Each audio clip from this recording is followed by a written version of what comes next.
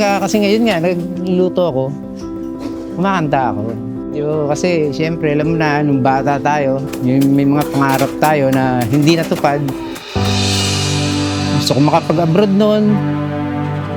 Pero hindi pala sa akin ng anong pag-abroad, kundi nasa negosyo pala, sa pagluluto. Siguro ang Panginoon, binigay sa akin to. Itong galing na to sa pagluluto. Ako nga pala si Jesus Gratela, na may-ari nitong Bang Jess Sisigan dito sa Sales Street, Santa Cruz, Manila. Yesterday, when I was young, the taste of life was sweet, like rain upon my tongue.